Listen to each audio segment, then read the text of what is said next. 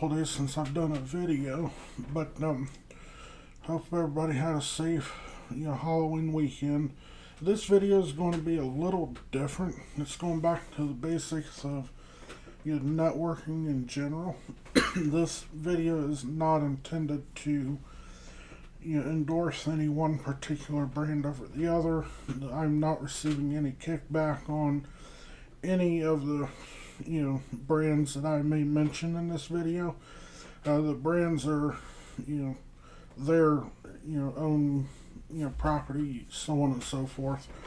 I have no benefit other than sharing this information with you guys.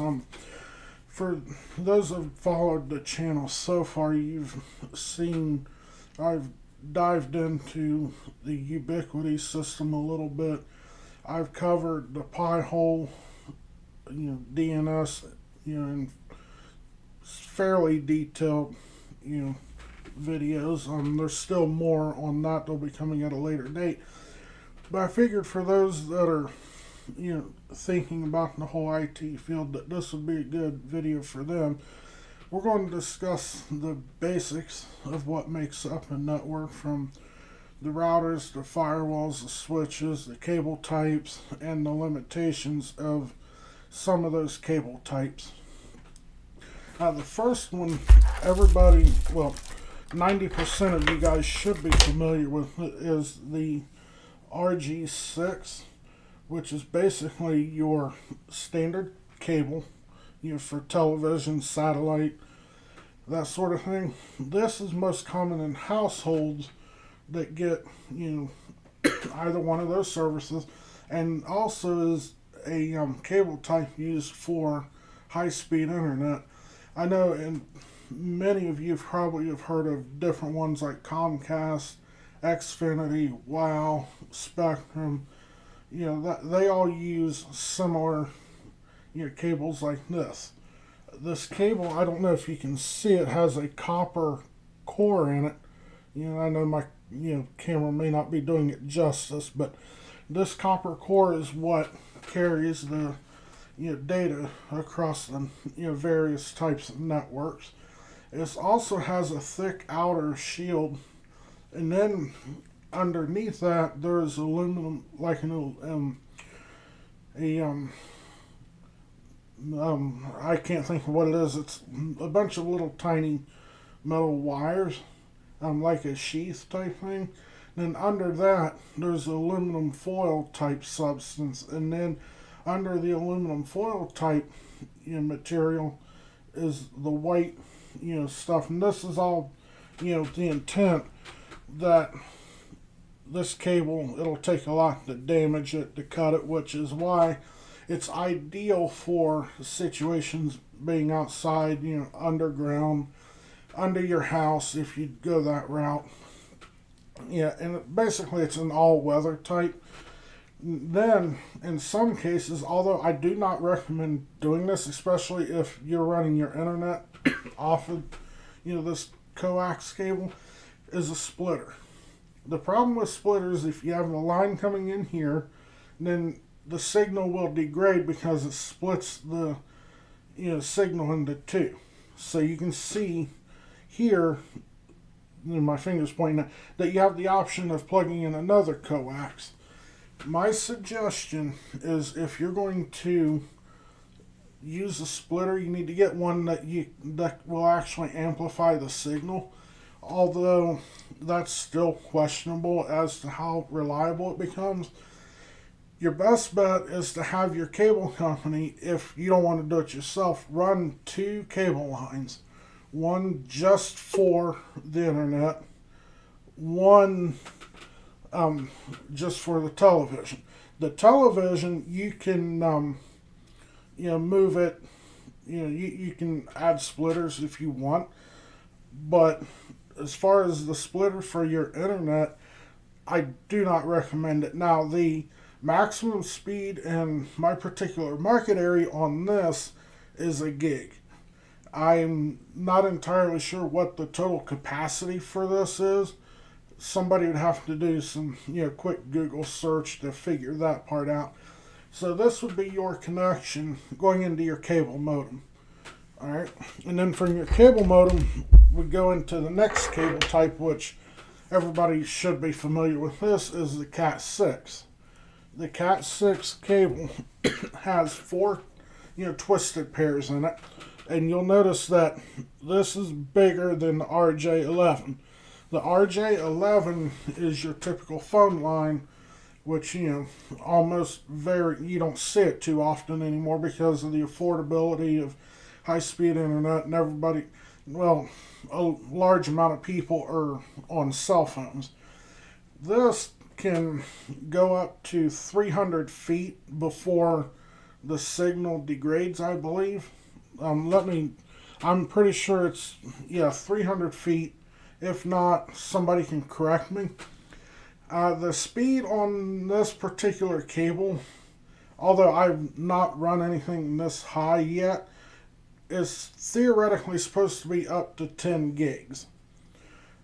But again, if you're getting into that type of stuff, I have different cables for that, which we'll get into for a minute. Typically, you will find this in situations where it runs a gig of bandwidth across it. Now, when I say a gig, usually that's internal network. However, there are outside factors that will affect your internet speed. So you may not get exactly a gig. You may get 20 to 30 megs lower, which is typical because it has to travel over some distance. But usually on your internal network, you should have no problem getting a gig, provided that your network cards in your computer systems do support the gigabit. Now, the gigabit is pretty much a standard feature across the whole spectrum of computers now. But I have been in situations recently, especially where they're only using 100 megs, which that's older equipment, things of that sort. But yes, this particular cable, I know you can't see the colors on it, but if you decide, you can also make this particular cable, and it's fairly cheap to do. To make this particular cable, there's two different ways to do it, but the common way that I use, that you'll find just about everywhere you go, is it goes orange, white, orange, green, white, blue, blue, white, green, brown, white, brown. You have to do it in this way on one end, and it has to be done the exact same way on the other end. There are tools to test this, which we'll get into that probably tomorrow night, just depending. So this is your standard network cable. Now, for those that are getting into the more high-speed stuff, we have this little feller. This is a fiber optic network cable. It is an LC connector, which that's what it looks like. And it also is multi-mode fiber, which means that one side of this is used for sending data. The other side is used for transmitting data. You have to have multi-mode devices, network cards, SFP plugs, that sort of thing, for this to work correctly. Now, there are single mode devices out there that you could use. However, my suggestion is go with the more common and just go multi-mode and get the LC connectors. Fiber is actually interesting because it can stretch for kilometers. Now, obviously, there's equipment on both ends that's capable of sending and receiving signal, but the thing about fiber and why it is so stable is the fact that it uses light. All right, it shoots a laser through the glass tube on this cable, whereas this uses electrical impulses. And as distance grows, the electrical impulses become weak. So that's a limitation between this versus this. Now, the other thing about this, let's say you're running it through your walls and stuff, and you come into a situation where you run into a board. Well, you can actually run it, it's running straight, Then once you get to that point, you can actually bend it like, like that, all right? And the cable will still work. The limitation to fiber is that I cannot bend it like that because there is a thin glass tube that goes down it. And this connection right here, the little two white thingies on it, is part of that glass tube. So if you bend it that way, then you're going to break the glass and then the cable's no good. Yes, you can make your own fiber. However, the equipment and the tools that you need for that is, in my opinion, cost prohibitive if you're only dealing with, smaller situations like home networks, small business type environments. Fiber is really beneficial if you're running, in a major building or if you're going to cover some distance. I have fiber on my network here in my, studio, and I really don't need it. The reason I did get it, one, was for the stability, and two, so I can, learn a few things, because I'm constantly learning how some of this stuff works. So, with that being said, and after we've talked about fiber a little bit, we have an SFP, plug. All right, this plug will slide into this, fiber switch. It's sometimes called an aggregation switch, and you plug it in. And then once you plug it in, then you take the one, this end of the fiber, right, and you slide it in, and it snaps in place. That is what it would look like, what you would see when you look at your switch. The nice thing about this is that you can push down on it and it pops right out. So fiber is pretty simple, but again, there's some limitations as far as the bending and pulling that sort of thing. The SFP modules. All right, here's what I found interesting. Now, because I do have a lot of Ubiquiti equipment, I do have a few Ubiquiti, SFP modules, which, like I said, you can see that, and then you can see where the fiber connects into. However, there are some people that are always looking to save, $1 or $2, which is perfectly understandable. And what I have found is if you want to save a few dollars, I do have a particular brand that I will actually endorse on this particular scenario, and it's based on what I've used previously, and that is, let's see if I can find it. Yes, this one here is 10G Tech. Okay, I don't know if you can see that, but that's what it says. It's 10G Tech. Now, most of their fiber, modules actually work on a lot of the major manufacturers. They definitely work in Ubiquiti because I'm using some in my aggregation switch. So they are a little cheaper.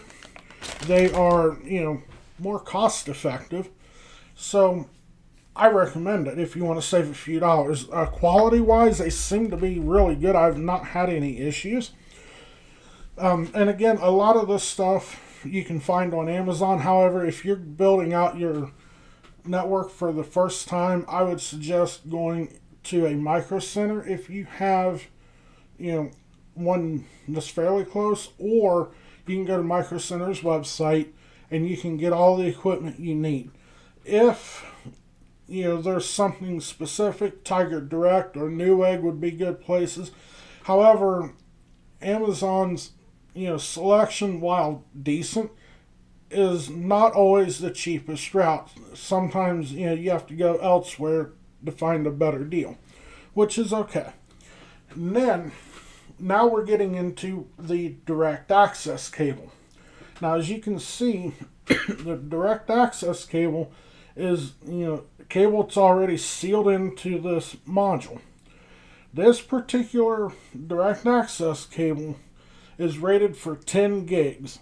Okay, now you do have options with this because this is listed as an SFP plus, and this direct attached cable or direct attached copper, depending, will is designed primarily to go between your switches, on your network, and then between your router. These things, you can get one long enough to go to your computer. However, the catch is that the fiber card that's in your computer must support SFP plus if you want the 10 gigs of bandwidth. Now, because this can get really, real costly, my suggestion would be run this through, between the switches, and then if you're dealing with a NAS or anything like that, which is a network attached storage, then if you have the option, then you can run one of these from the NAS to your aggregation switch so it has the 10 gig bandwidth. However, that's not required. It's just a suggestion.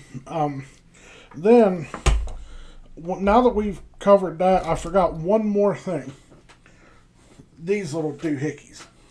Alright, it's actually a Cat 6 coupler, or one way of doing it. These are primarily used in patch panels. It's basically, you put one end of the Cat 6 network cable in here like so, and then on the other end you put the other end of the Cat 6 cable, and you see how it just joins them together. That's all it is. There are times where these are needed for patch panels, that sort of thing. Otherwise, I would suggest you just running the cable long enough to get to where you're going. Okay, now that we've attached, and there are more cable types out there, but these are the most common ones that I work with on a daily basis. So now we're going to look at some of the basic components of what goes into an initial network. Okay, I've switched over to my other screen, which has Amazon pulled up. So first thing you're going to need is a cable modem. Cable modem most likely will have a router function built into it, which is okay. And then what I'm showing you here is different types of routers that you can purchase online. My suggestion would be to purchase a wired router, such as this little guy. If you this is just bare minimum, by the way, which I don't recommend bare minimum, or because you'll be if you design your network like I did, you'll have a router, and then the router goes into the switch, and then the switch will branch out into different switches, and then you'll have your access points. That's how I did it. However, if you're not wanting to get into the real technical stuff that I find fascinating, then you can get a wireless router, like for that one. However, don't buy Cisco. I've got issues with them for a whole list of reasons. Mostly because of the fact that they're not user-friendly. There are, just like you have Tenda, which is a gigabit Wi-Fi router. I've used the Tenda brand. If you're doing light stuff, just like streaming videos, YouTube, Netflix, then that's fine. Otherwise, if you're getting into the heavier stuff, then you're going to need some powerful equipment, which, like I showed before, I use Ubiquiti. You don't have to use Ubiquiti. You can use, Cisco. If you're a diehard Cisco fan, which I hope you're not, you can use Netgear, which, personal opinion, Netgear is even worse than Cisco. But again, I prefer to keep stuff simple. So, Unified does have a really good, interface. Now this is just a small sampling, but these routers that I'm showing you right now on my screen, they are built for normal home use, you can set it on a table and you'll be good after you tweak a couple of things. Then, in addition to the router, most cases I recommend you getting a switch, just because you have the extra ports so you can plug in different things like your TV, that sort of thing. As you can see, switches can go anywhere from $15 all the way up. My particular switches that I use right now, and again, they're Unify, I think I paid about, it's been a while since I've bought any, but I think I paid almost $250 for a 24 port switch. However, you don't have to pay that much. It's just my personal preference. Just because it's a managed switch, I can control, more of the network traffic, that sort of thing. So let's say that you want to, get into a couple of things. There is a different form of routers, which is for the rack mount, which I will show you guys later on what my, telco rack looks like. Basically, these types of devices, as you can see, for example, the MikroTik goes into a rack. You bolt it in with cage nuts and screws, and it's mounted in there. All right. There are configurations that you have to do as far as setting it up to work with your ISP, which in most cases is pretty simple. And then, in a related thing, there are rack mount switches. Now these are not bad. For the unmanaged switch, $70 for TP-Link. TP-Link's really good. I've used TP-Link before. Netgear, I'll use it if I have to. Don't really want to. But the reason I got away from TP-Link and that sort of thing was because of the fact that I wanted the industrial grade, that sort of thing. Because, like I said, managed switches, PoE, that's, because I'm running stuff outside, which is why PoE is needed. I've got an access point, and I'm getting ready to move another one. And these are all PoE, which simply means that they get their power over the, Ethernet cable, Cat 6 or, better. And then, so those are the basic components of the network. However, these routers most likely do have firewalls in them, but from an experience standpoint, the firewall that's in the router is questionable. I would put an edge router out like Untangle or something of that sort. PF-Sense is another good one, to act as your firewall between your network and the outside world, just because of security issues. So, with all that being said, I know this video is going a little longer than what I had intended for. But, we've covered, the basics of networking, from the routers to the switches to the different form factors of the routers and switches. They're the ones that will sit on your desk or the ones that you can mount in a rack. And then I've talked about the RG6 cable, which is for your television, basically from your cable company. I've touched base on the LC fiber and the limitations of all of that. So with that being said, that's the basic components. Now configuration, it's not possible to do a configuration video on each one of these brands because each manufacturer has its unique ways of doing things. So I may be able to tell you that you go here, here, and here, but those options may be, somewhere else in that particular device, or they may be called something totally different. So your best bet is, obviously if you're going Ubiquity, I got a few videos that go into how the configuration stuff like that works. Or if you're going with another brand, then my suggestion would be do your research on Google. I know, right? And then watch a few YouTube videos that pertain specifically to that brand so you have an understanding of how to configure some of the higher end networking gear. So with that being said, as always, if you guys have any questions, comments, concerns, you feel free to drop a comment, and then don't forget to like and subscribe to my channel. Also, one other thing that I'm going to be adding here in the next week or two is a radio station. That's going to be more for entertainment. I think there will be IT news on there, that sort of thing. Kind of getting geared up for the holidays. I know we just got done celebrating Halloween, so I'll have more about that later on after I get it completely developed. As always, have a safe and prosperous week, and we will be back later